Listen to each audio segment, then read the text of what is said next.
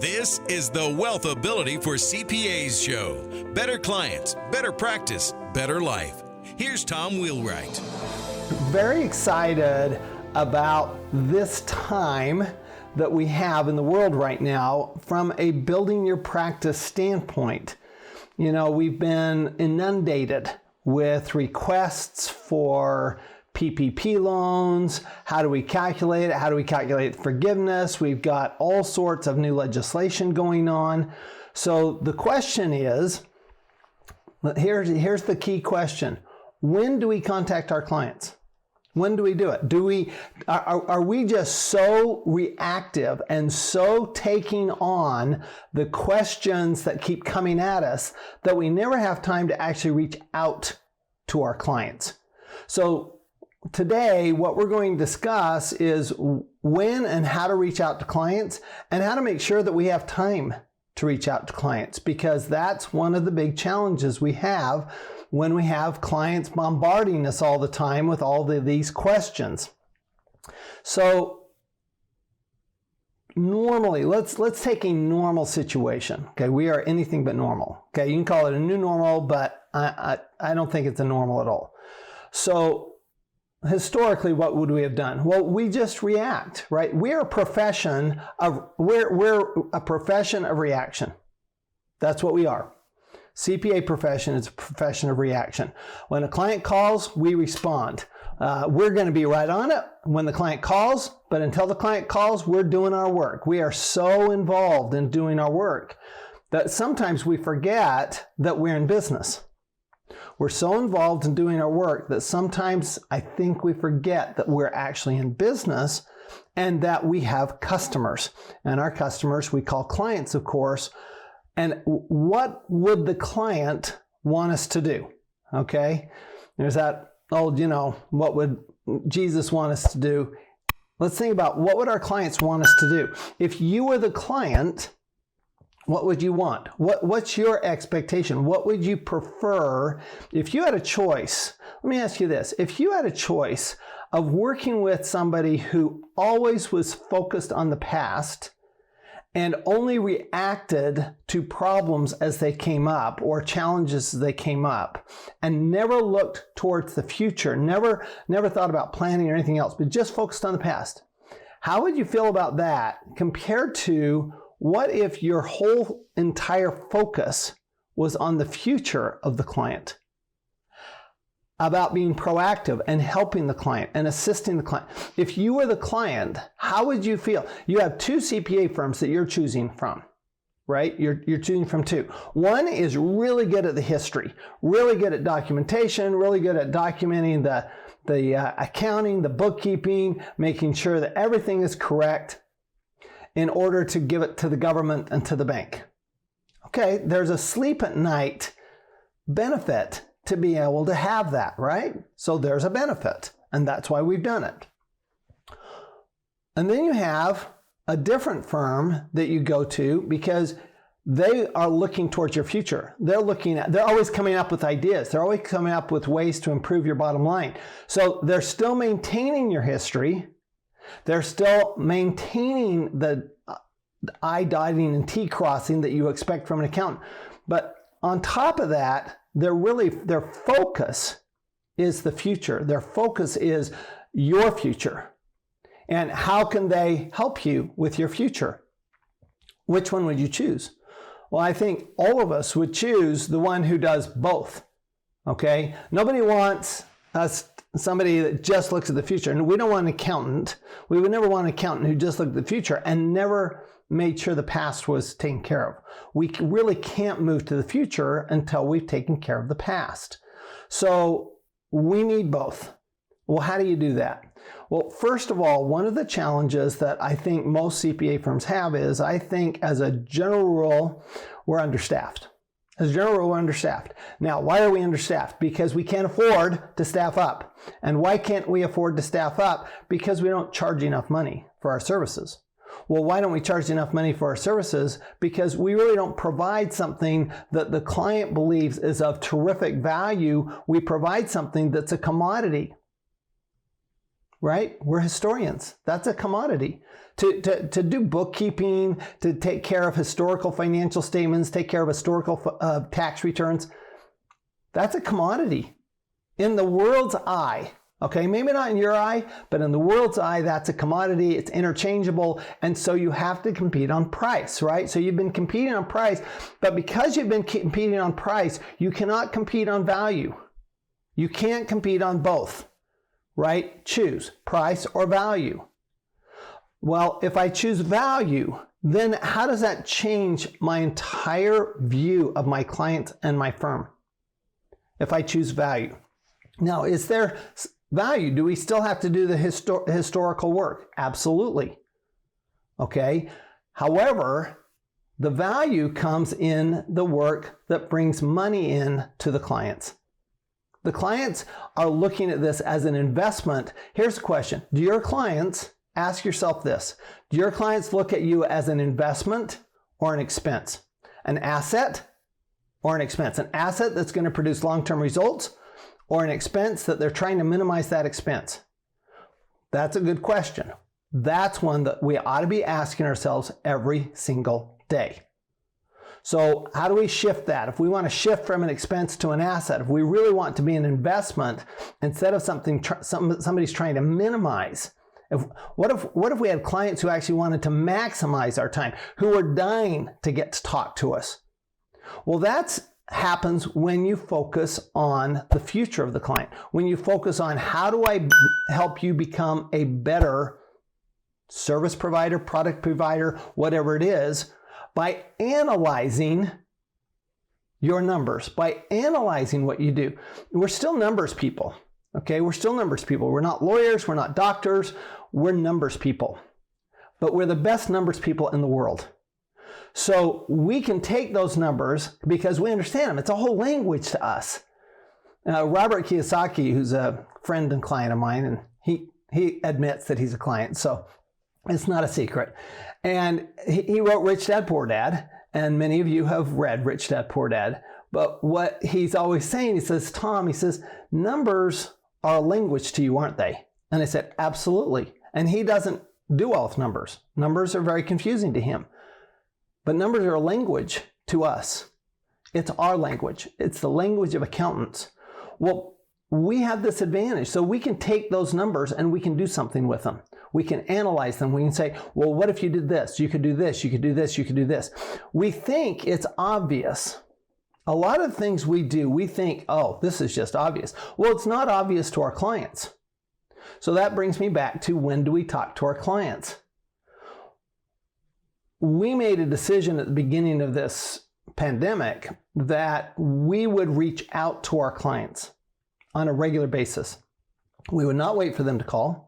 We knew they were going to call, so we just reached out to them and said, here, let's talk. You have questions about the PPP loan, you have a question about the new law, you have a question about your net operating loss carryback, whatever it is, that's fine. We're going to set up a time to talk about it. Okay, we're going to set up a time to talk about it. Feel free to call us anytime, but we'll also take the time to set up. We'll make sure that we're calling you. So I go down my client list. Now, I don't have thousands of clients. Those of you who do, I hope you have many, many, many partners and managers who can manage those thousands of clients. Okay, I have like 50 clients. So I'm looking down my list of clients. I'm going, okay, who's likely to be most challenged? And I start there. So start with, who could you, looking at your clients. Now, I know my clients really well. They all have my cell phone number. Every one of my clients has my cell phone number. I am happy to share that with them.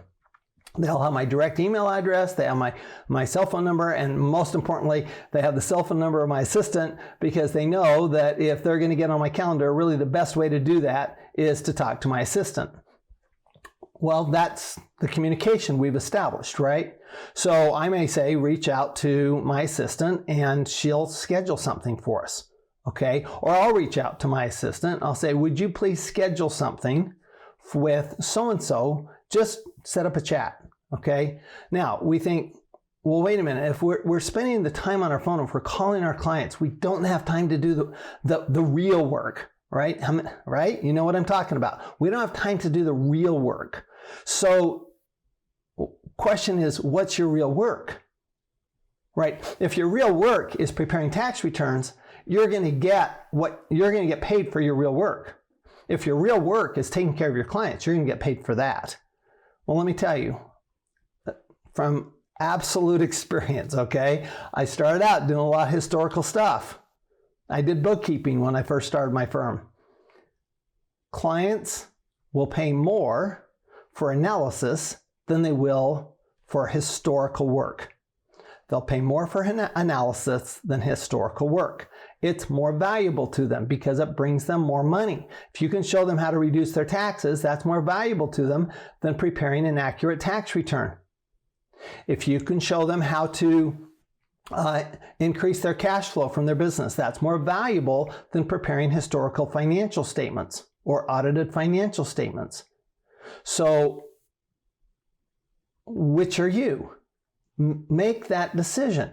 If you really want better clients, which always leads to a better practice, and I guarantee you, having been through all this, I've been doing this 40 years. I've had my own CPA firms for over 25 years. When we have a better practice, we have a better life. Okay, so that's literally why our tagline is better clients, better practice, better life, because one leads to the other. So you're going, wait a minute, how do I pick up the phone? I've got all these people calling me all the time. Well, again, don't be understaffed. If you need to invest a little money and staff up, do that. Even if it reduces your profits for a 6-month period of time, it's worth it. Okay. On top of that, develop some systems. Now, we have a whole set of systems. Wealth Building Network, we have a whole set of systems, and we're constantly developing new systems. Why is that? Because systems allow us to do things more efficiently and more effectively. So not only do we do them faster, but we actually do them better because we're more consistent. We're doing the same thing over and over and over again. So what I'm suggesting is, look, we have an opportunity to improve our practice. And we have a real opportunity during this time of crisis, economic crisis, and health crisis, to really take a time to assess where we are, okay? And who are we? And really, we can change who we are. The people who are going, I was presenting at a seminar yesterday, and they said, what actions are you taking? What actions do people need to take? I said, there are 2 things people need to do. I said, first of all, they need to maintain and increase their cash flow because we don't know what's coming. But second of all, what they really need to do is they need to innovate. Okay. Now, innovation for you may simply be calling a client instead of waiting for them to call you. That's what we call a pivot, right? Where we're pivoting to something different than what we've normally done.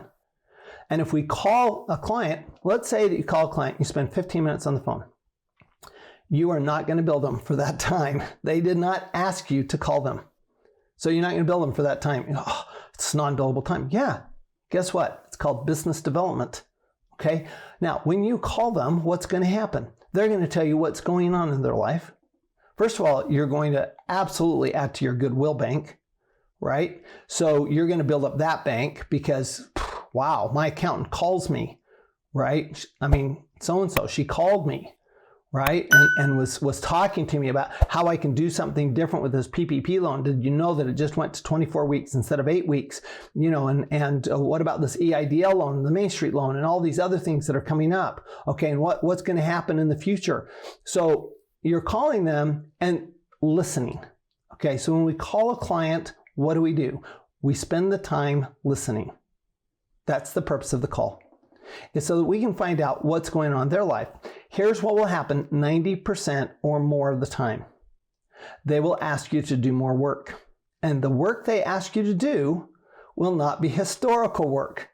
It will be work to help them with their current situation and their cash flow. That is worth more to them. You will be able to bill your good consulting rates for that. Now, what are you going to do? You're going to say, that's great.